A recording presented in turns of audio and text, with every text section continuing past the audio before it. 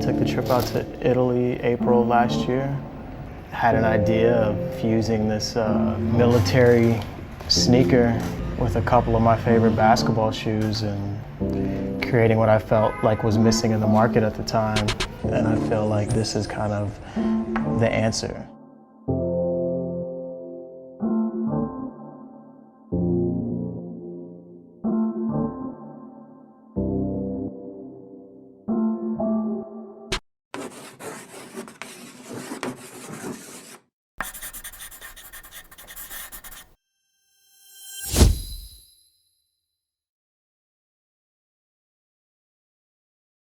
Well, what's up is, after that morning, I wonder if you recognize the opportunities and challenges that are facing you at the moment.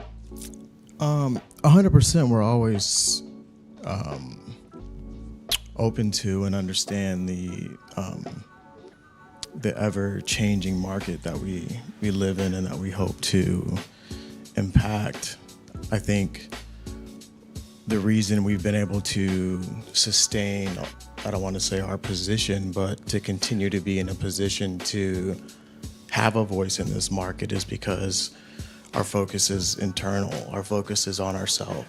Our focus is on the one who's given us the vision and the people that believe in the vision. Our focus isn't on the perception of who we are. The focus is really focused on who we are. And that starts with the intent of fear of God. The intent is a transformational intent. It's not a transactional intent. And so we're hoping to provide product that transforms our consumer. We're hoping to build a brand that's sustainable in the sense that will always be around, and that we're creating product that you hold on to and that you want to keep, and not a product that you want to sell or flip or put on the market. And so everything that we do is a product of our values. It's like a tree has fruit, you know, our house has product, and that product represents again, our values. And so our focus is on our values, and our values luckily have been honesty, being authentic, being transparent, being comfortable. I'm wearing sweats.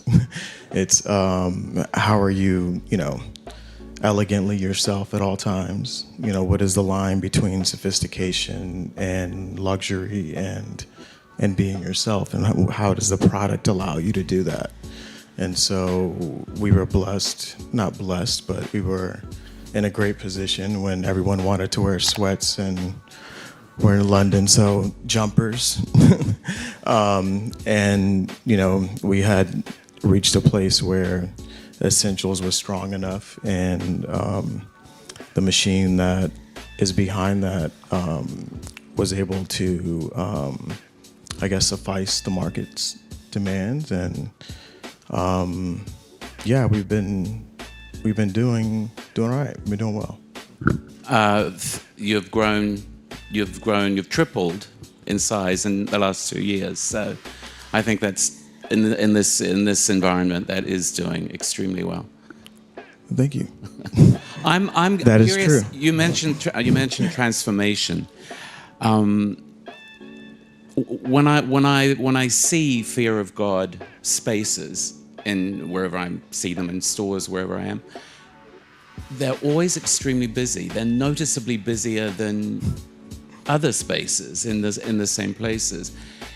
The notion of transformation is a fairly elevated one. Do you think that is what resonates with people then? That you're offering, as you said, what you're wearing here is fairly quintessential to fear of God. How is that transformational then for people? I think transformation is a process. When you get into relationship with a person, spirituality with anyone, with a product, it's a process of getting to knowing that piece or that person or that product. And I think for us, we're hoping to free our consumer up. We're hoping to get our get our following and get our consumer in a place to understand that you can wear a proportion in a garment that is equally comfortable as it is elegant.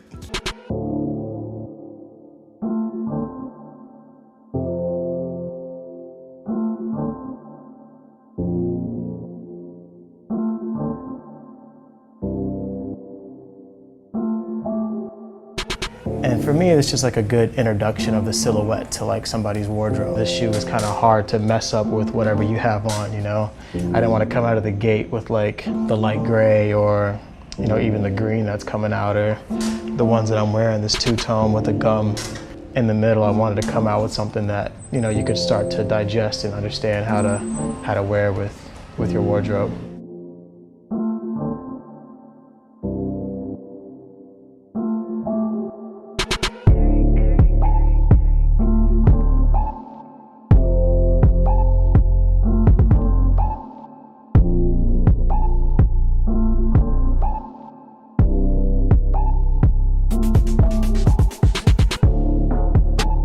And I felt like, you know, as a creator of the brand, to develop a full look, you know, head to toe, you know, not just denim, not just outerwear and essentials, but, you know, finishing it off with the shoe. So that's what we came up with. Thinking of all these different times when I saw a new Nike shoe, you know, if it was the first time walking in Foot Locker and seeing like the Carmine 6s back then, and seeing like the red and white on the Jordan, it just like blew my mind. But I was trying to propose something that makes a kid feel the same way that I felt when the first time I had a pair of Jordans. You know, if you're gonna get the opportunity, that's the chase. You're able to put something on that not allows you to just feel good about yourself, but allows you to be yourself. I think that's when you start to really experience a different level of freedom. Are there precedents that you can think of for the idea that you have of American luxury? You did mention Calvin Klein to me at one point. Yeah, I don't see there being precedents that speak directly to, I would say, maybe our core consumer. I think our core consumer is a little different than what Ralph or who Calvin may have been speaking to just 30 to 50 years ago. When we look now, and the world is looking more and more like we're all related. And so I think there's a little bit of a different point of view around today's America than maybe 50 years ago America. I guess. Which means also ideas like freedom means something else. Freedom as a point of activism 50 years ago, for example, is quite different from what it is now. I mean, it's a goal, but the context has changed so much in that time. So I come back to the idea of transformation. What you're wearing there, for example, is the top is from the luxury pillar. Yeah, this is Eternal that launches next week. How could you use that piece to exemplify the notion of luxury and transformation and self-realization? What in that piece would say that, do you think? It's how I feel in the piece. I think, you know, I could go maybe grab a hoodie from Celine, that proportion, and could be a little tight on me and maybe not exactly feel exactly the way I want it to feel. I think I feel free in it. And because I designed it, I would say I feel elegant in it too. But I think, yeah, I mean, it's hard to look at something physical and find the spiritual, right? And I think it's a feeling. I think it's not something that you just kind of see hanging up. I think, again, it's once you get to know it. You've, you know, worn it 3 or 4 times and it's shown itself that, you know, it is what it says it is, that you begin to be in relationship with it. Do you think that your customers respond in that way as well? Do you think they have this kind of second sense about what it is that you're doing? I think we're providing solutions for our customers, and so I think when they see a piece or they wear a piece, there's an immediate gratification of, oh, this solves the problem that I had in my closet. I think as you get to wear that piece more and more, again, it may say something else to you. We kind of had this conversation last night at dinner. I think a lot of what we do is obvious. You know, I'm not trying to reinvent clothing from a design perspective. I'm trying to propose something that I feel hasn't been proposed through a lens that I feel like I haven't seen. And it may just be 2 centimeters wider on the shoulder. You know, it may just be a little bit of a heavier fabric on a hoodie. It could be the smallest of things. I'm not in design from a conceptual point of view as much as I'm in design from an intention and a storytelling point of view. There's a notion of connoisseurship a little bit in luxury, that you need a sort of understanding.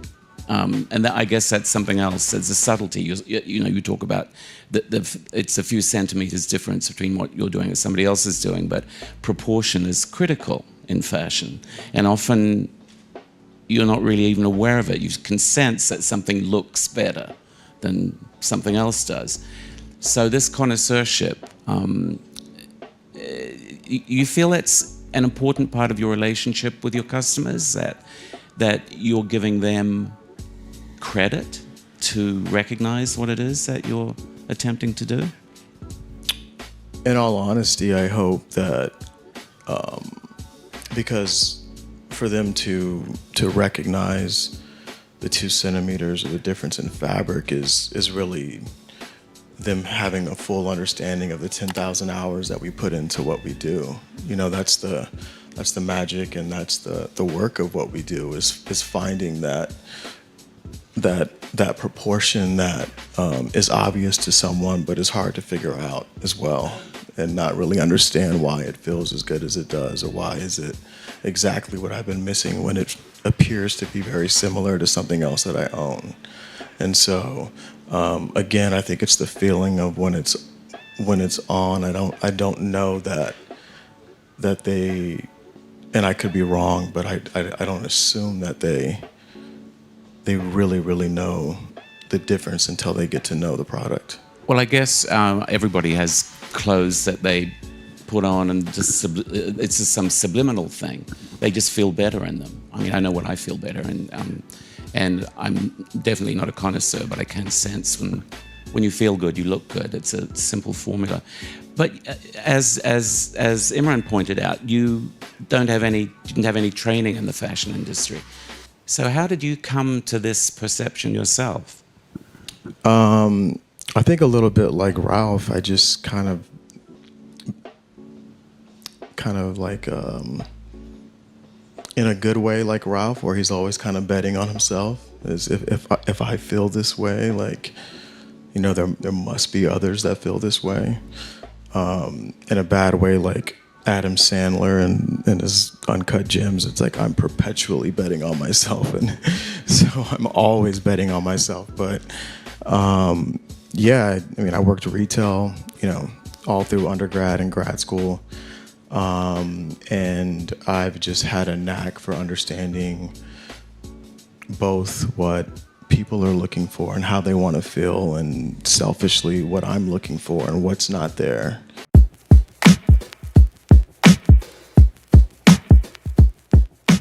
I think this was probably the first thing we landed on, right? Was the logo. We pulled from the old Flight logo. I remember being a kid and not being able to afford the Jordans, but I could afford the Air Flights. I just have a really strong emotional connection to. So we flipped that into the Air, Fear of God. You know, I don't think we don't let that many people like remix our logos, but it made sense in this context, in this project. And then the placement of the logo we kind of gave it this like 80s placement, like in the center. His vision of really specifically, the logo has to go right there. It'll make sense, and it helps that piece become iconic. Creating a new warm-up. Yep. You know, what would my idea of a warm-up be? A little looser than what you see now, a little oversized. Kind of kept the sleeves raw, which speaks back to some Fear of God branding, and also just old 80s athletic wear where you just cut your sleeves off. The shorts we obsessed over. Sure, yeah. This is kind of a big pair, but just, you know, taking it back to like the shorter silhouettes of the 90s, and even like, you know, I don't know if you remember how Jordan's, like, his shorts kind of did this little weird angle. So we made sure that we were able to land that angle also.